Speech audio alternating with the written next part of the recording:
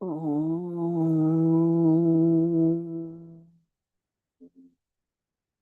Om.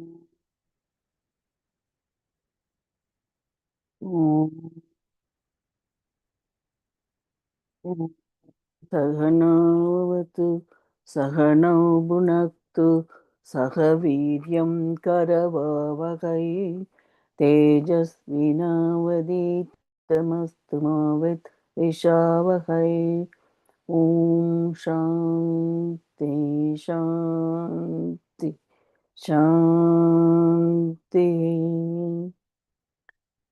सदाशिवसमारम्भां शङ्कराचार्यमध्यमाम् अस्मदाचार्यपर्यन्तं वन्दे गुरुपरम्परां वन्दे गुरुपरम्पराम् नारायणं नमस्कृत्य नरं चैव नरोत्तमं देवीं सरस्वतीं व्यासं ततो जयमुदीरयेत्.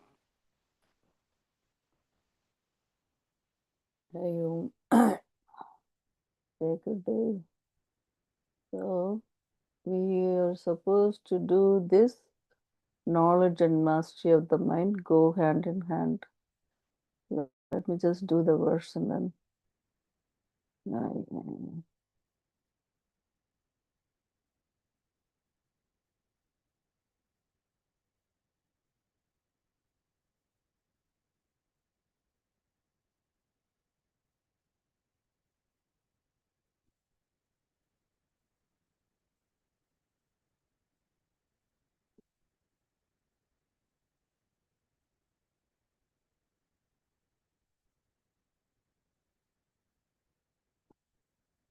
Tasmad Tasmad asya mahabaho nikrihitani sarvashaha indriyani indriyartebhyastasya prajna pratishtata. Therefore, O mighty armed Arjuna, the knowledge of one whose senses are completely withdrawn or mastered from their respective objects is steady.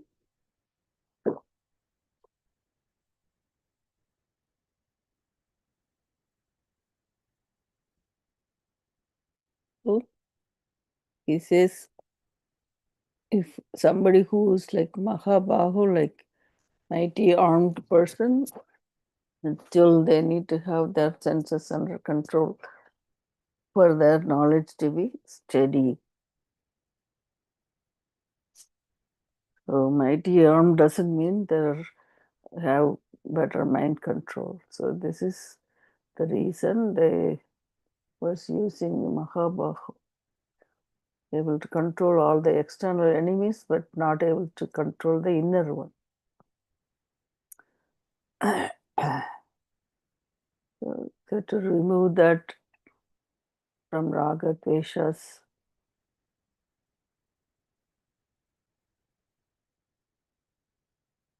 neutralized, then the mind is steady and the knowledge happens.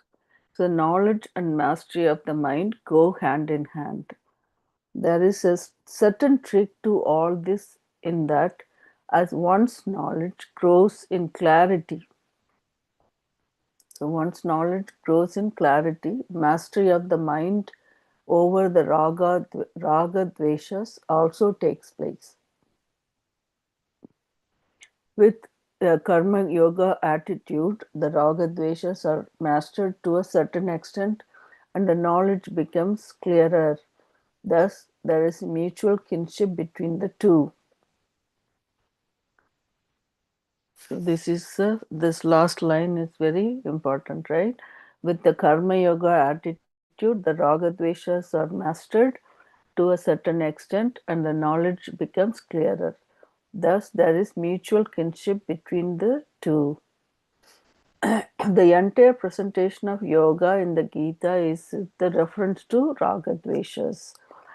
The psychology of the Gita is raga dvesha psychology.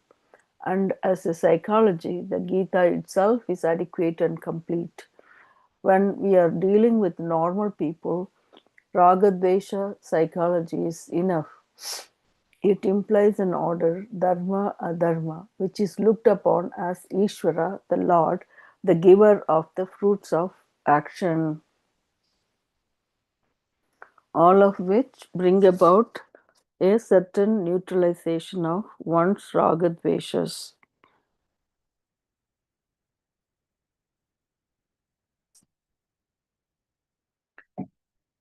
Taking care of ragadveshas itself brings about a certain tranquility, a cheerfulness to the mind.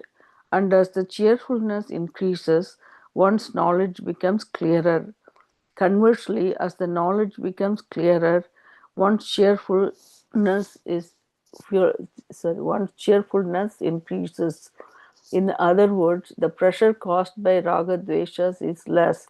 Just as a bird requires both wings to take off, so too we require both wings, inquiry and a proper attitude to glide into this knowledge.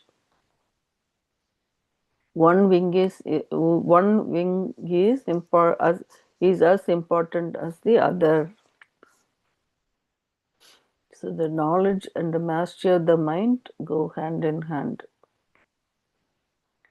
So I'll read this last paragraph one more time.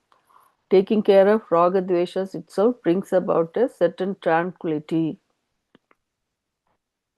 a cheerfulness to the mind. And as the cheerfulness increases, one's knowledge becomes clearer. Conversely, as the knowledge becomes clearer, one's cheerfulness increases. In other words, the pressure caused by ragadveshas is less. Just as a bird requires both wings to take off, so too we require both wings, inquiry and a proper attitude to glide into this knowledge. One wing is as important as the other. So we saw this sloka last verse, I think. When you neutralize the raga dveshas, the mind becomes tranquil and cheerful. Happiness happens in the mind. And that's when the mind is tranquil and peaceful, and knowledge becomes clearer. So they both go hand in hand. When the knowledge becomes clearer, the cheerfulness increases. So the pressure from raga dveshas is less. It's the inquiry and the proper attitude is what they are talking about. So jnana yoga and the knowledge and the uh, karma yoga is important. Both are important to acquire this knowledge.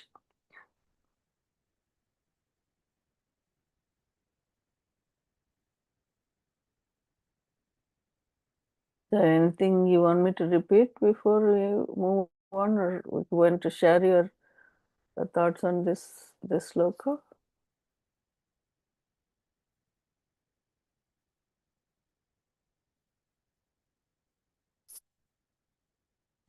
Raga dveshas are the main culprit, right? Mm, yeah, you've been reading that, like he says, Ragadvesha psychology. The whole Gita is about Ragadvesha psychology. What desire you want to have, you like, and what you don't like. That that psychology is, this Gita is um, more talking about it throughout the Gita. Ragadveshas. Yeah. So through the process of karma yoga, we have to work on them to reduce them. No? That is that karma yoga, right? The Karma yoga. karma, Hmm. yeah. Do, when you become karma yogi, like doing your everyday chores or whatever had to be done, is done with that attitude Hmm. that that you are Ishvara Arpana Buddhi, meaning like you're Mm. the Yajna Bhava, both are, similar, right? You're Yeah. offering to the Lord. So having Lord as your um, uh, karma paladata, then you're not worried about the result of the action. So then whatever the result of action, you take it as prasada. Yeah. Thank you. As we keep doing this karma yoga, then the raga dveshas become neutralized. They are neutralized.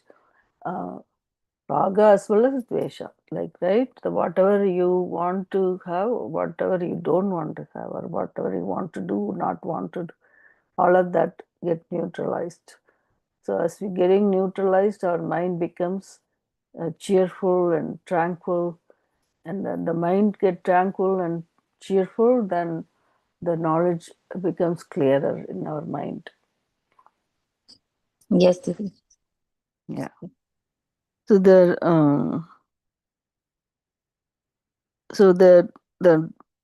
before the raga dveshas based on that artha and kama, right? Those two purusharthas. When you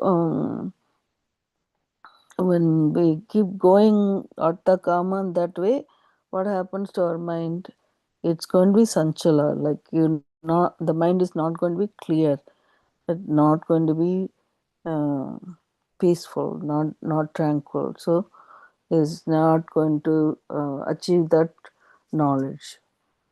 So that is the important thing. So when you follow the dharma and adharma, that action, um, that's what the last paragraph I read, right? Uh, yeah, it implies the order, the dharma and adharma, which looked upon as Ishvara. So when you, the giver of the fruits of action, all of which brings about neutralization, certain neutralization of one's raga dveshas.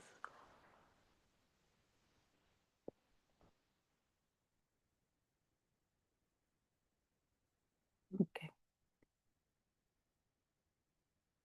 Anyone else? Like,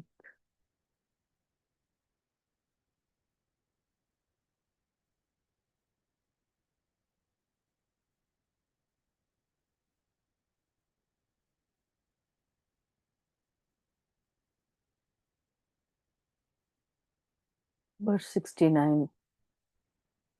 Ya ya nisha sarvabhutanam tasyam jakarti samyami यस्यां जाग्रति भूतानि सा निशा पश्यतो मुनिः पश्यतो मुनिः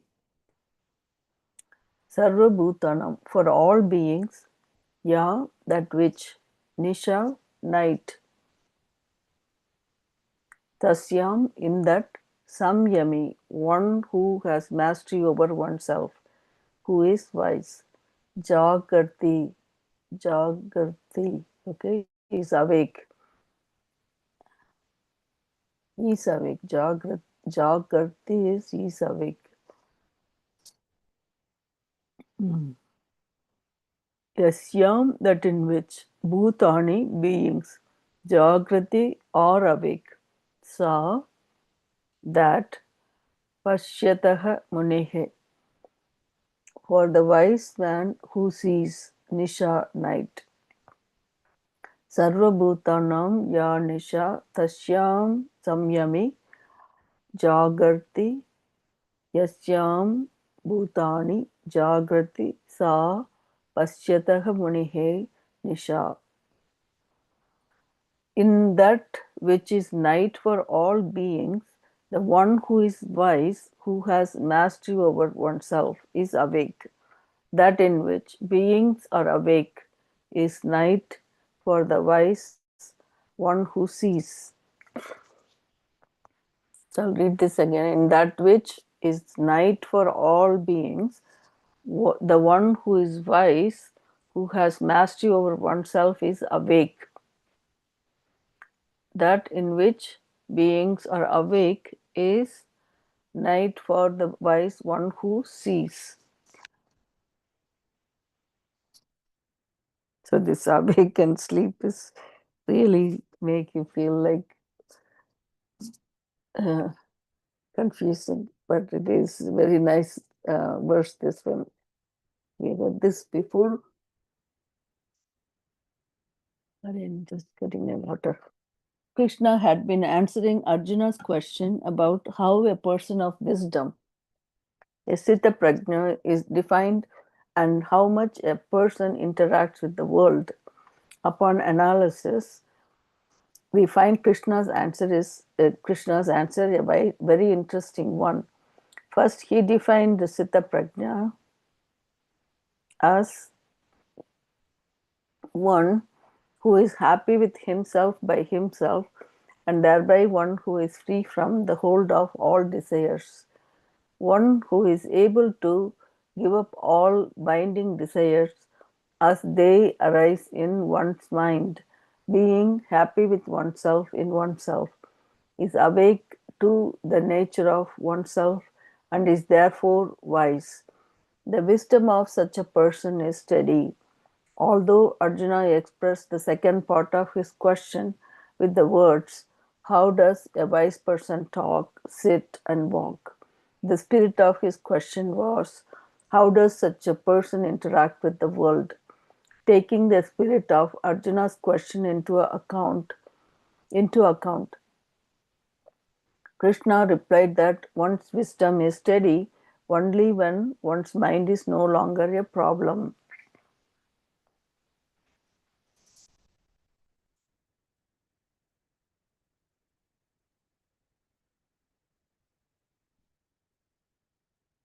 So, last line again, I'll read. Taking the spirit of Arjuna's question into account, Krishna replied that one's wisdom is steady only when one's mind is no longer a problem.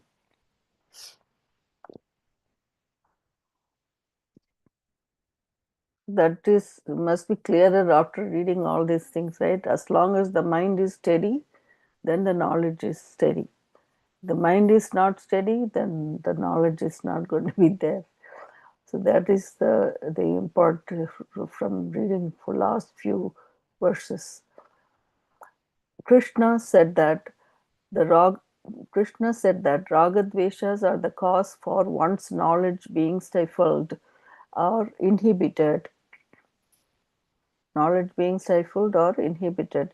For the person whose sense organs are freed from raga and dvesha, and whose pursuits are not backed by raga dveshas, the knowledge remains because because he or she has a cheerful mind, a mind that is not in the hands of ragadveshas. The knowledge remains because he or she has a cheerful mind, a mind that is not in the hands of ragadveshas. Krishna then summed up by saying that for the one who has withdrawn the sense organs from the sense objects, the one who has the sense organs with oneself, if indeed this person has self knowledge, that knowledge will be steady. Having said all this, Krishna was not very happy with his reply to Arjuna's question because he knew that to know whether or not another person is wise, you yourself must be wise. Okay, I'll read this line again. Having said all this, Krishna was not very happy with his reply to Arjuna's question because he knew that to know whether or not another person is wise, you yourself must be wise. How else are you going to know otherwise? Only a person who is wise knows what it takes to be wise. Arjuna thought that the characteristics of a wise person could be kind of sadhana for him, a means for becoming wise. But how could he understand these characteristics if he himself was not wise? This is what Krishna still had to convey to Arjuna.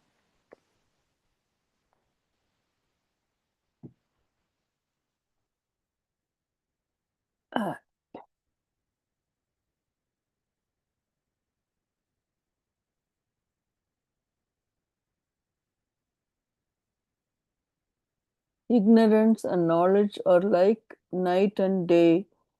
Krishna had talked about the person who is happy with himself or herself, since a madman can also be happy with himself. He also pointed out that Chitta must have knowledge, recognizing, however, that his description of a wise person was not complete. Krishna adds this very interesting verse. In essence, what he says is that a wise person is like a wise person, and the otherwise cannot really understand such a person without becoming wise. He illustrated his point by saying that what is night for all people is day for a wise person who has the mind and senses with him or her. Such a person called Samyami here. Samyami here. The word yama means mastery or control over the mind and senses. And samyami. So samyami means control of the or mastery over the mind and senses. One who has that mastery along with the knowledge. Samyami. Further, Krishna said that which is day for everyone else is night for wise person, called Muni here. Muni means the one who sees things clearly, Manana Shila. Muni means one who sees things clearly, Manana Shila. For this person of clear vision, the state that everyone else thinks of as day is night. In other words, when all beings are awake, the Siddha Prajna sleeps, and when they are asleep, the wise person is awake. Does this mean then that one who is wise is some nocturnal being like a bat or a thief who prowls about at night? Not at all. Just as the darkness of night does not allow you to see objects as they are, night here represents darkness with reference to one's knowledge not being clear. The wise person is awake to what is night for all beings, the night of avidya, ignorance. So we have to clearly understand when they talk about the night and day part is about the ignorance versus the knowledge. So ignorance is compared to darkness, and the knowledge is compared to the lighting in the daytime. The sun and okay, sun and moon cannot be there, but sun and night. What is not known to people is called the sleep of night. What is not known to people is called the sleep of night, the sleep of darkness or ignorance, avidya nitra. Hmm. So they have so many names. What is not known, like knowledge is not known to people, is called the sleep of night, the sleep of darkness or ignorance, avidya nidra.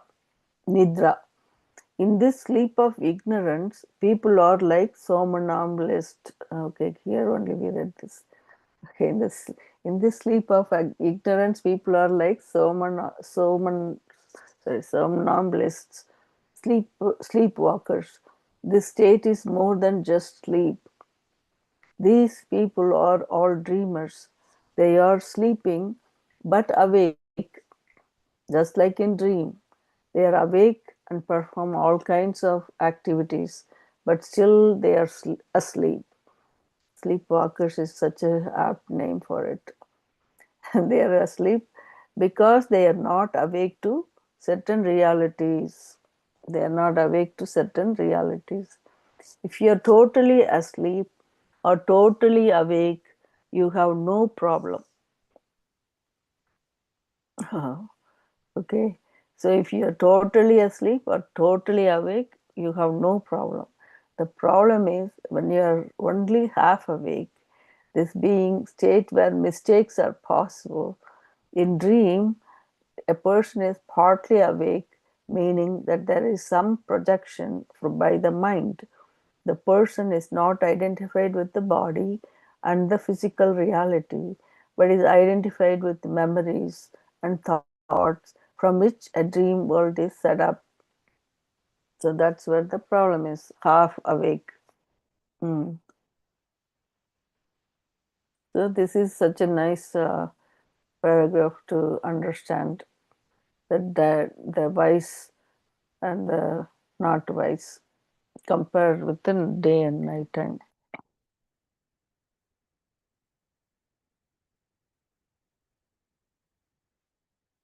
Mm. The reality of duality. Ah, ah. The reality of duality. In the dream world, everything is dual, Dvaita for the person. The knower is distinct from the known is distinct from the knower, and the knowledge, of course, is distinct from the knower, being something that the knower has and for which there is distinct object that is known, that is the known. This division in dream is a reality for the dreamer, but upon waking, all the three, the knower, the known, and the knowledge,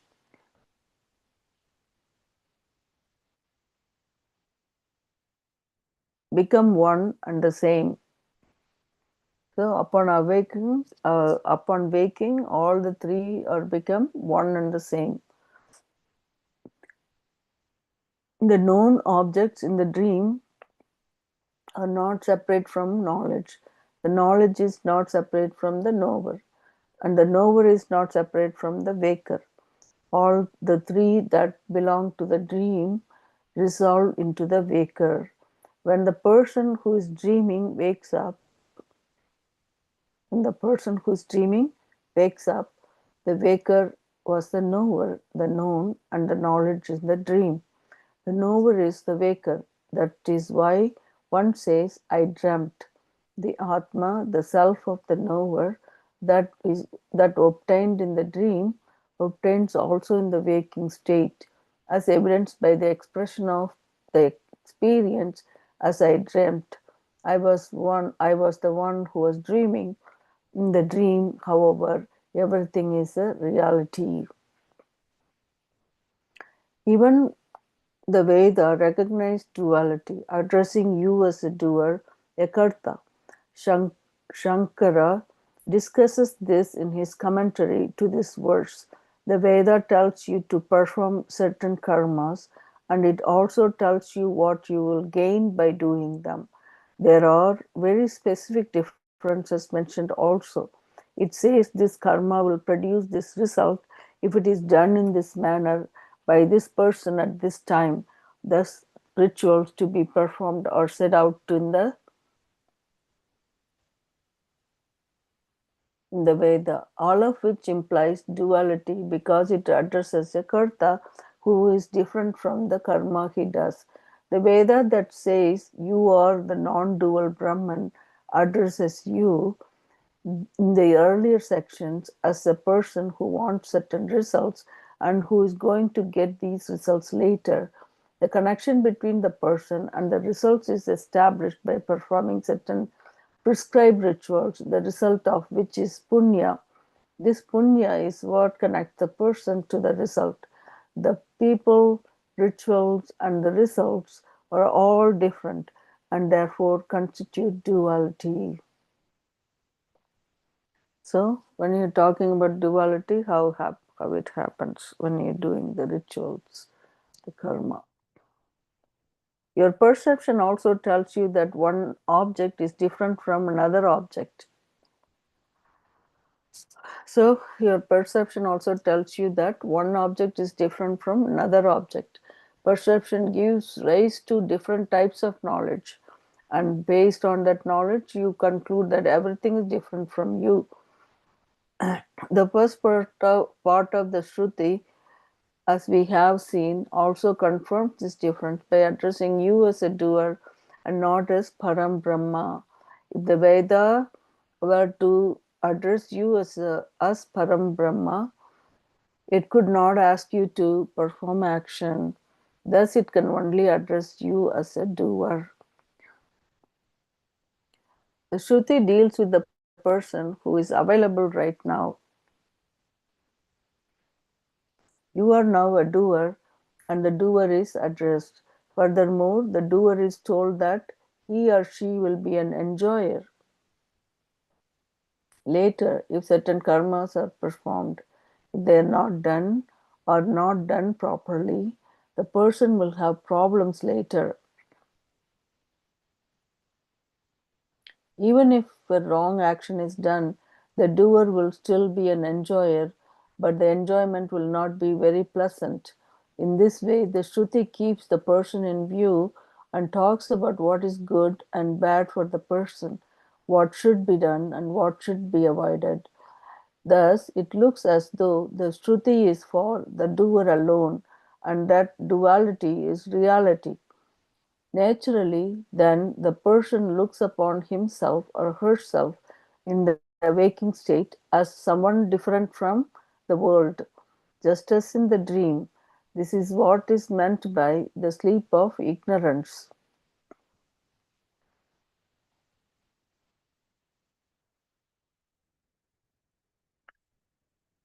So that there's a duality, is a reality, right? So that we are talking about here. I'll read this line again. Thus it thus it looks as though the Shruti is for the doer alone, and that duality is a reality. Naturally, then the person looks upon himself or herself in the waking state as someone different from the world, just as in the dream. Like we read earlier, that's the reason they explained the dream state and uh, the awakened state. Okay. Uh, so in the dream state, everything is a duality. Dual, meaning the knower, known, and the knowledge. Right. What the knower is you that you're dreaming, the projecting whatever in your mind memories, and the known is the object. So that is different from what you're seeing, the knower.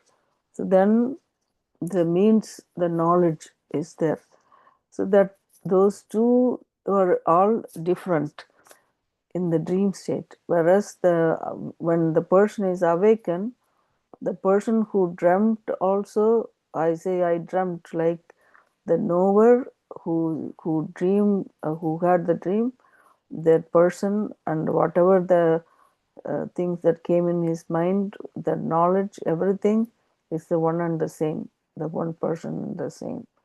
So now he brings that point here, looks like, thus it looks as though the Shruti is for the doer alone, and that duality is a reality. Naturally, then, the person looks upon himself or herself in the waking state as someone different from the world, just as in the dream.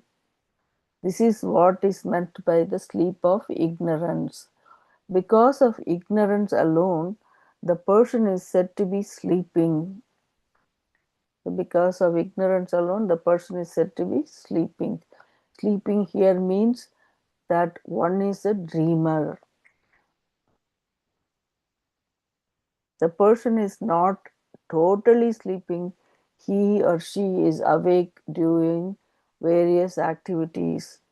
That's what we are doing, right? During our waking state, we are doing all the activities, but we are sleeping, half sleep. There is even a valid pramana available to the person. Yeah, see, the means of knowledge available to the person, enabling him or her to know that certain actions are right and others are wrong. As long as this sleep of ignorance continues, everything is valid for the person is in the waking state, just as it is in dream. One doer is different from every other doer, and one enjoyer is different from every other enjoyer. Hmm. So the valid pramana is available to everybody, enabling him or her to know what that certain actions are right and others are wrong. But as long as this sleep of ignorance continues, everything is valid for the person in the waking state, just as it is in dream. One doer is different from every other doer, one enjoyer is different from every other enjoyer. Physical body is the place of enjoyment, the counter of experience from which you encounter the world.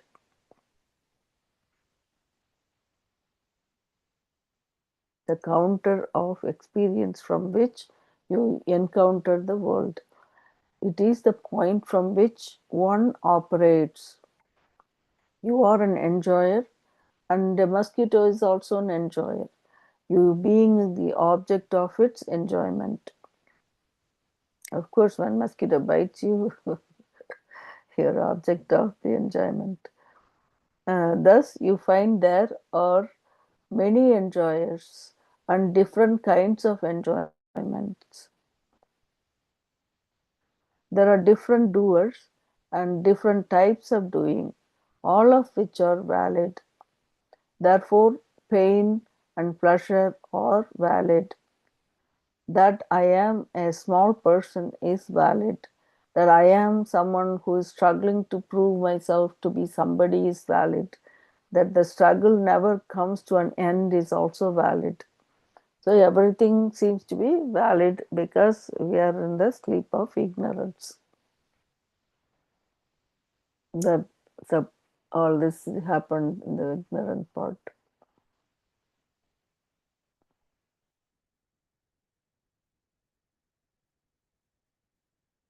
Right? So that pramana is available. Okay. So far we read about reality of duality. Now we are coming to reality of oneness.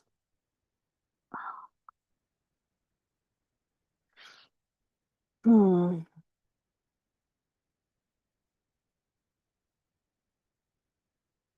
The reality of oneness. Everything seems to be valid to those who see themselves as distinct. But amidst all this validity, one thing alone is not known, the Paramartha Tattva. Amidst of all the validity, one thing alone is not known is the Paramartha Tattva. The word Tattva means reality, and Paramartha Tattva is the ultimate reality, that which is the essential reality of everything. The differences that seem so real in dream and waking have no independent reality apart from this essential reality.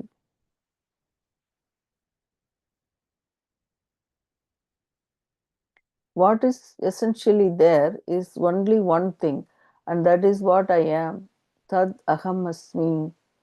Tad aham asmi. The knower is myself. The known is myself. The knowledge is myself. The doer is myself. The doing is myself. And the done is myself.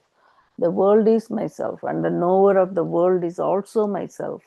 That all three, the knower, known, knowledge, or the pramata, prameya, and pramana, all or myself, is an entirely different vision altogether. In reality, there is no difference whatsoever. For a wise person, the Paramartha Tattva is one thing alone, and it is oneself. Okay? For a wise person, the Paramartha Tattva is one thing alone, and it is oneself. This Paramartha Tattva is not recognized by those who are not wise. For them, everything is real. This means that there is more than one reality for such people, which is why the world is always too much for them. What happens here? This means that there is more than one reality for such people, which is why the world is always too much for them. To think that everyone is different from you means that everyone is as real as you are. Words too will have their own realities, so that everything is as real as everything else. Naturally, then you find a world which is dual. In other words, you experience samsara, while others are in this great sleep of ignorance. The wise person is awake to the Paramartha Tattva. So that's where the wise person is being awake, because he knows that Paramatma Tattva and everything is myself, like oneself.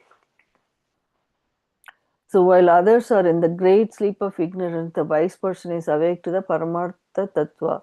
He or she is awake to the reality of the I, the knowledge of which nullifies the division between the knower and the known, since in reality there is no division.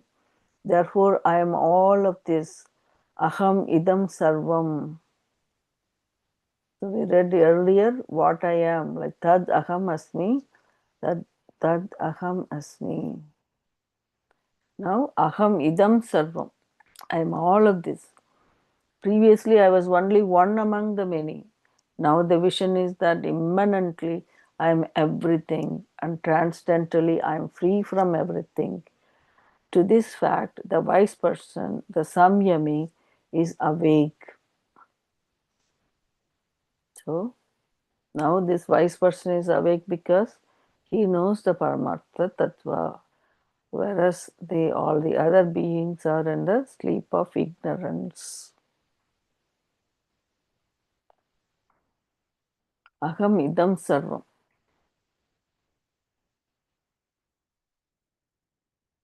I am everything and I am free from everything.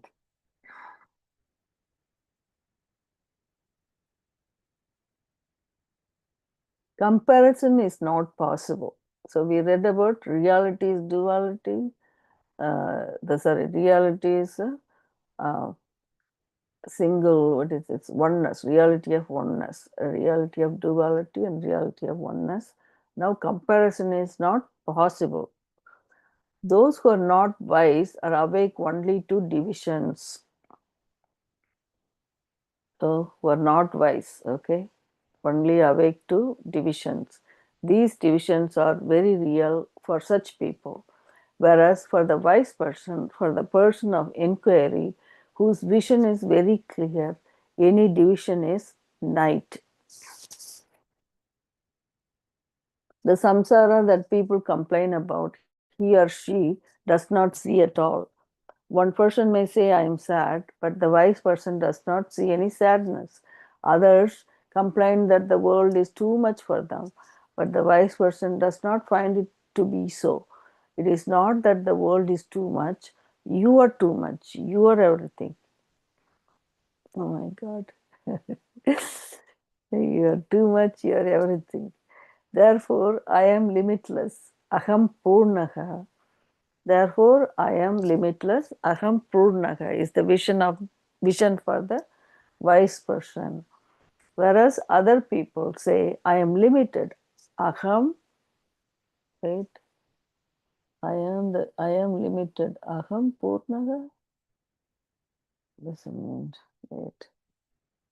I am limitless. Therefore, I am limitless. Aham Purnaha is the vision for the wise person.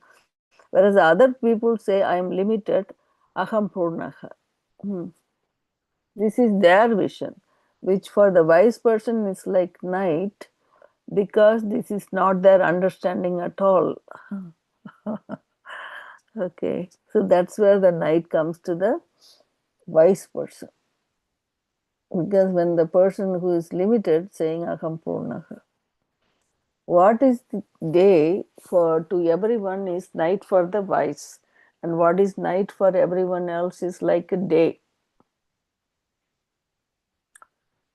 So there is no confusion here. What is day for everyone, the day to everyone is night for the wise, because the these beings are saying I am limited but aham purnaha.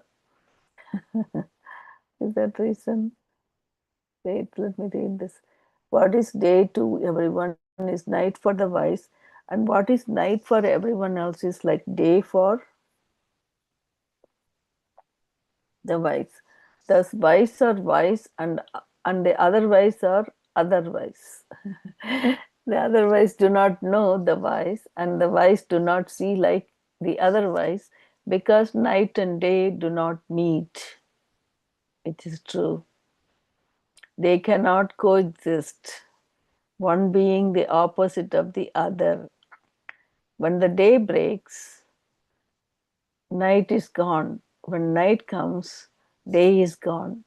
The day always ensures that night has gone before it comes. This is the role of the dawn. Lord Sun tells the dawn, Aruna, Lord Sun tells the dawn Aruna, messenger of the sun, to go and make sure that the way is clear. Dawn then comes and clears the way. Thus, before the sun comes, night has already gone. In this way, the sun and the night do not meet. Mm, that's what we were talking about. The sun and the night. The sun and the night do not meet. So the wise and not wise never meet, never can coexist.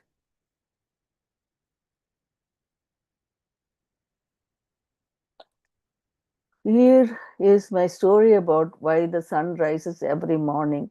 Narada, who is often found in mythological stories, was able to go to the gods without any particular passport or visa. Or one could say that he had cosmic passport, as it were, since he could go from one world loka to another. In this particular story, Narada went from the earth to the sun.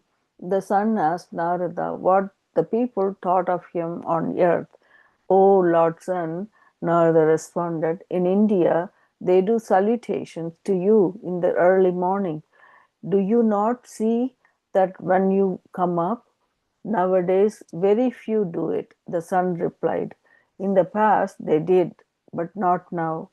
But what is it that they say about me?" Narada told him that everyone praises the sun, that when sun comes out, everyone is happy. "You are always praised everywhere, O sun, except, of course, in the Sahara Desert and Saudi Arabia." "What did you see that you liked on the earth?" the sun then asked Narada. In response, Narada told him that there was one person whom he thought the sun should see, someone that he had never seen before. "Everyone praises you as omniscient, but I would have to say that you are not omniscient, because there is someone I think you have never seen." "What?" the sun exclaimed.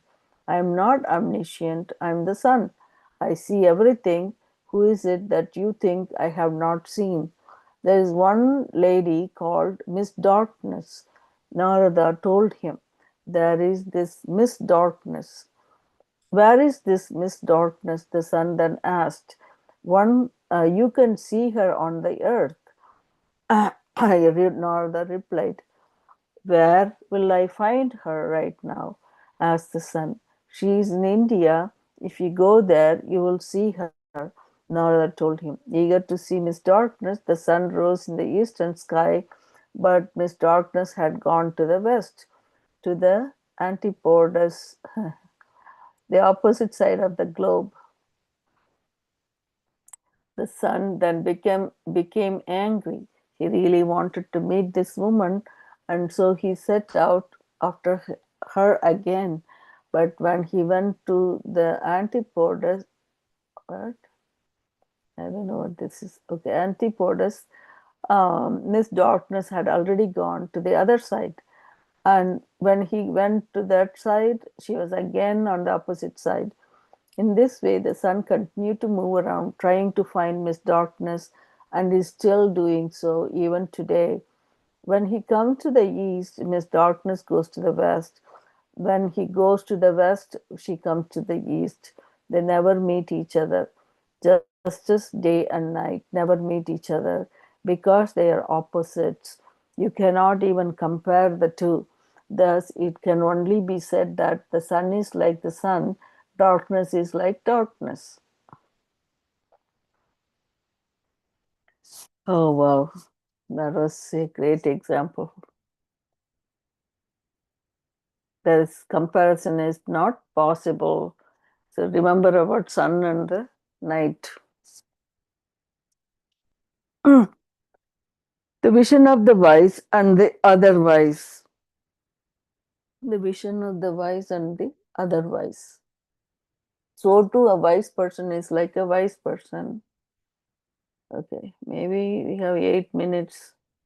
Do you want to do Manana so far what we read? No, because this is really something we have to remember. Yeah, I know this is a long sloka to read. 379. I'm going to miss the rest of it, I wish.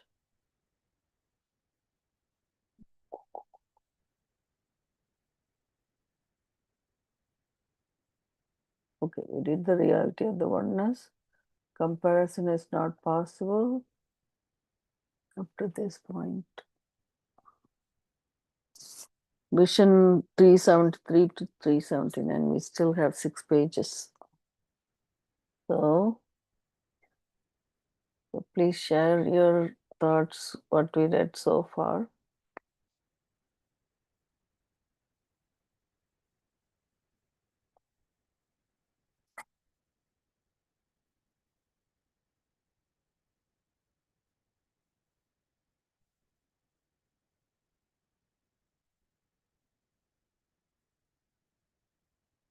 Oh, they try to explain it so point by point. The more we read, we understand better.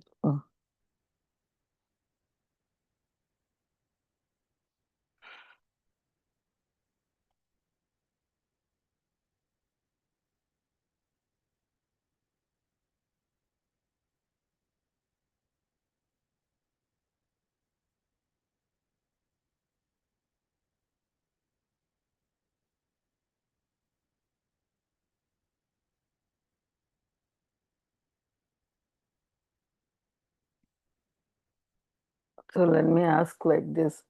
Why is the wise person is called awake during the night, like when everybody is sleeping, and he is sleeping when everybody is awake?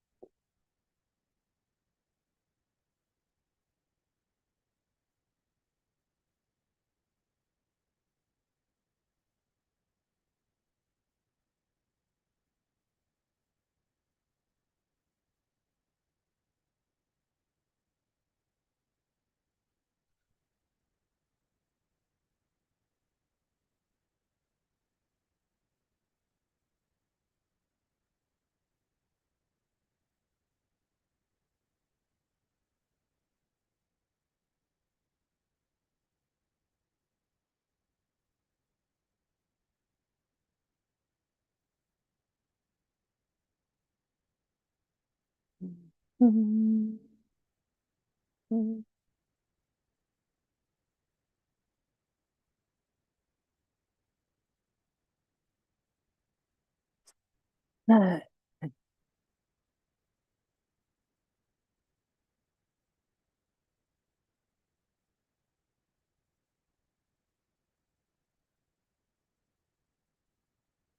The vision of the wise and the other wise. So, too, a wise person is like a wise person, which means that no comparison is possible. Therefore, Arjuna did not become wiser by Krishna's statement. For the wise person, what is reality is limitless.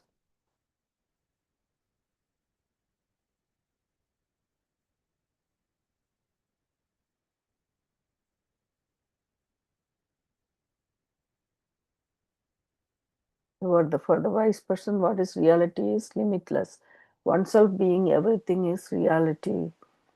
The reality is that the person the reality is that Ishvara is myself. For other people, Ishvara is located somewhere in heaven, perhaps, and in and is only matter of belief. He sends people down and then meddles in their affairs. They think people have so many kinds of beliefs because for them the statement "I am everything" is not a reality. Hmm. Therefore, there are all kinds of conjectures, speculations, faiths, and beliefs. We find that for the ignorant, the ajnanis, everything is guesswork, whereas for the jnani, the wise person, there is no problem. The jnani sees no problem at all, whereas for the other person, everything is a problem. For the wise person, everything is a glory.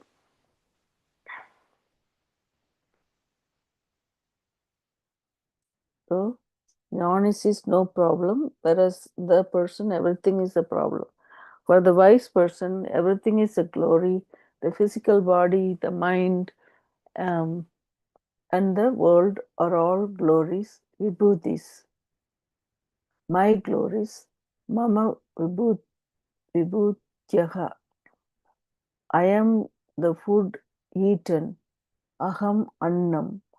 And again, I am also the eater of the food, aham annadaha.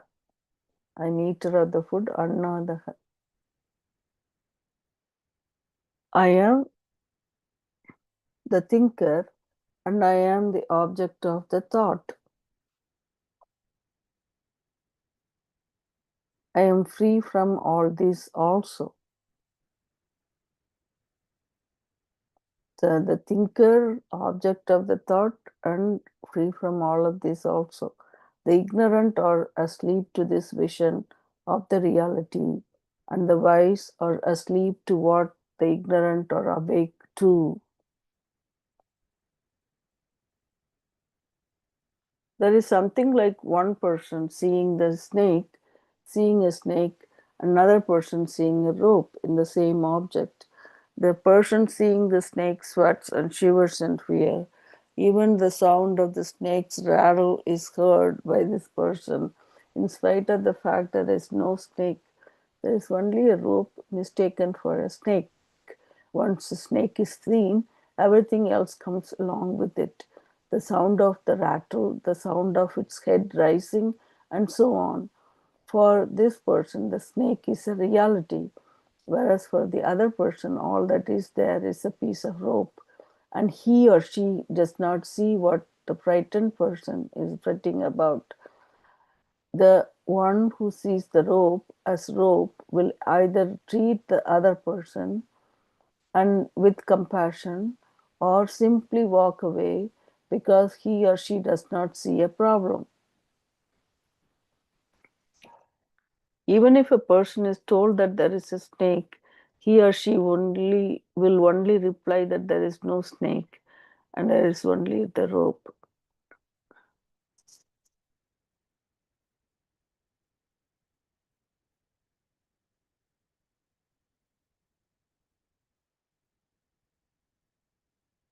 So to know a wise person, you need to be wise.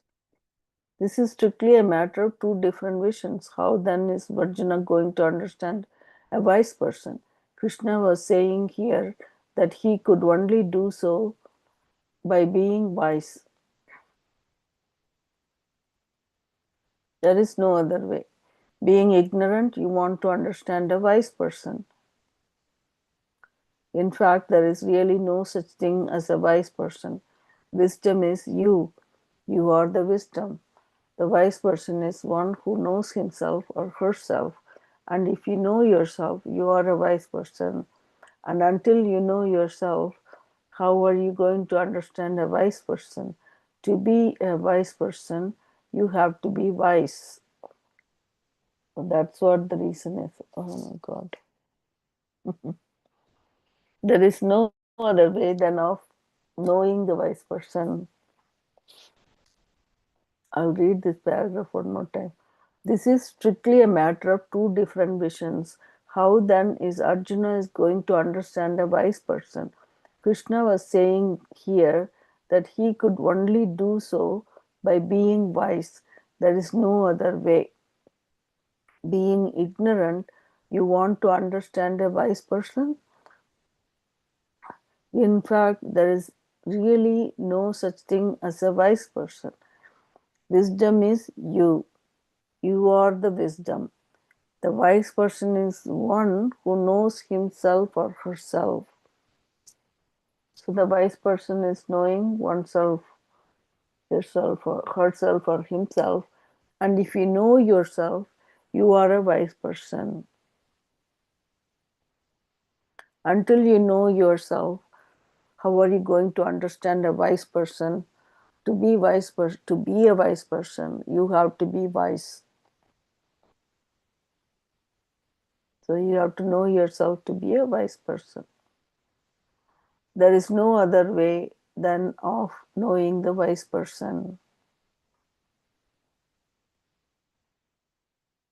In response to Arjuna's request for a description of a wise person, Lord Krishna told him the verse under study that it takes wisdom alone to be a wise person. The wise person is a wise person. He or she is awake to a reality to which everyone else is sleeping. This answer could only have created despair in Arjuna because he wanted to know the characteristics of a wise person so that by emulating them, he himself would become wise. The sleep of ignorance that prevents one from knowing a wise person was explained further by Shankara in his commentary on this verse. And for the wise person, there is no activity because he or she no longer takes himself or herself to be a doer.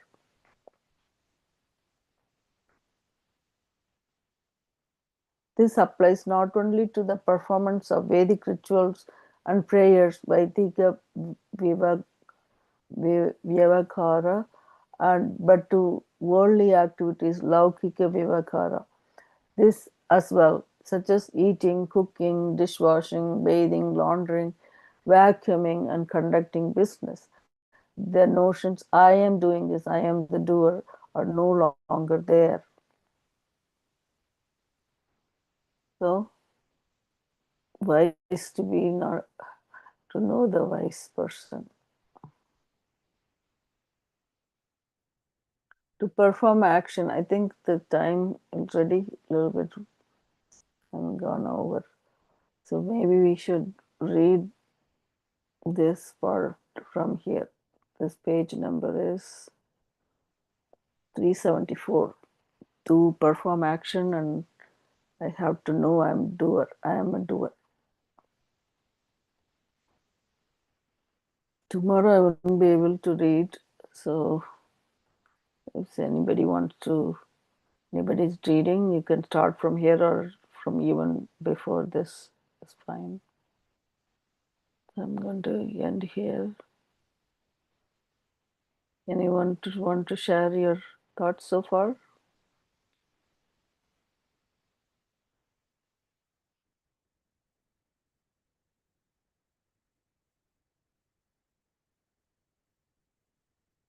Hmm.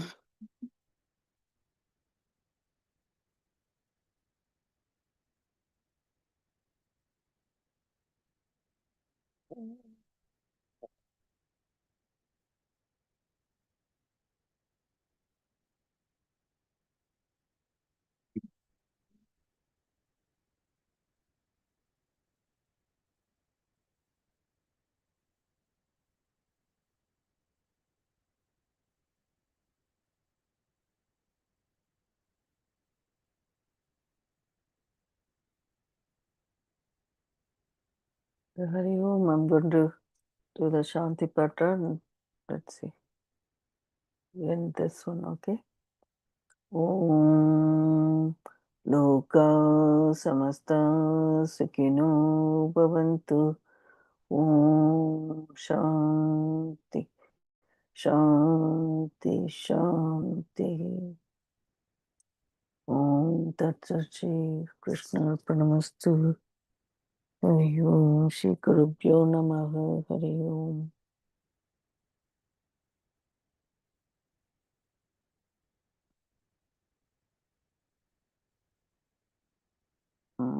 Somehow, whether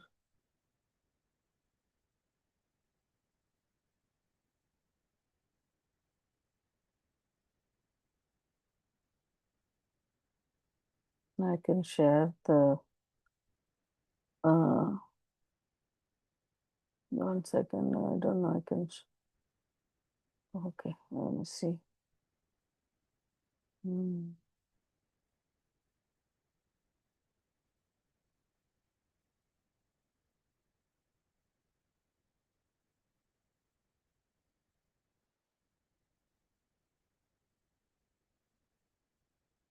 Hmm. 1 second. Let me see. I can share this. Share the video of the.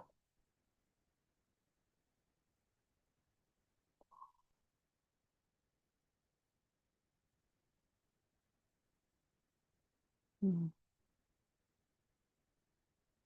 I.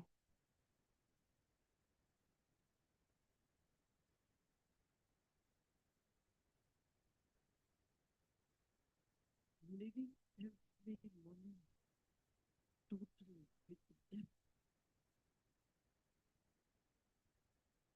Let us keep our spine erect and body relaxed and eyes closed.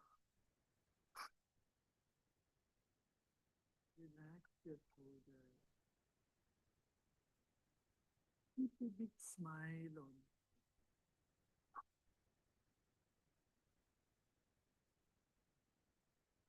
You're sitting like the statue of Buddha, very serene. Divi, sound is not coming. I don't know Sound is not. whether it's for me or all. Relax your body. Can you hear it now? Yeah. Okay. Let's take a deep breath in and breathe out. Become aware of your chest region, throat and chest region. If you notice some tension in the body, just let it be. Except those parts of the body where you feel a tension, the other parts are in comfort. Other parts are at peace. Become aware of that also.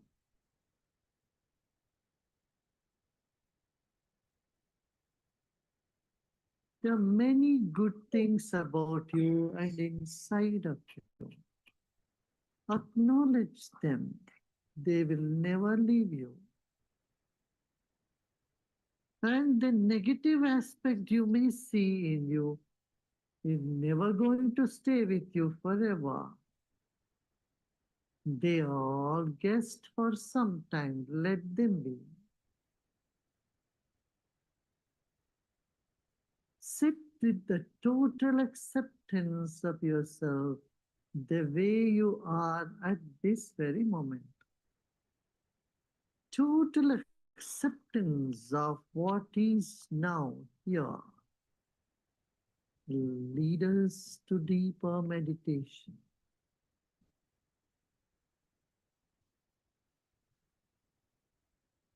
Let go of all the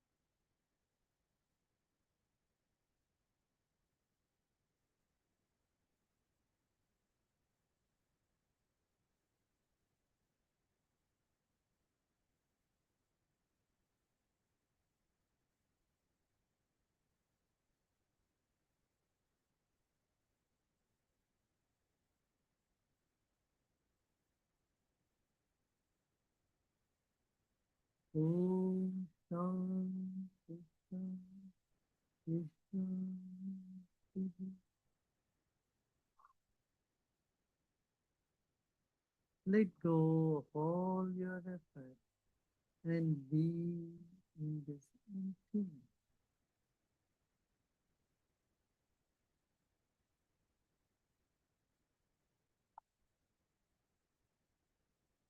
And slowly and gradually become aware of body and sound,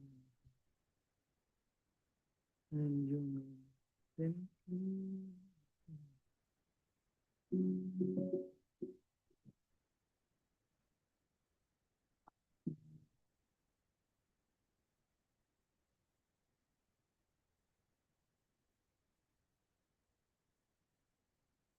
Thank you, Didi. Jai You're Gurudev. very welcome, Jacob Dev. Thank you.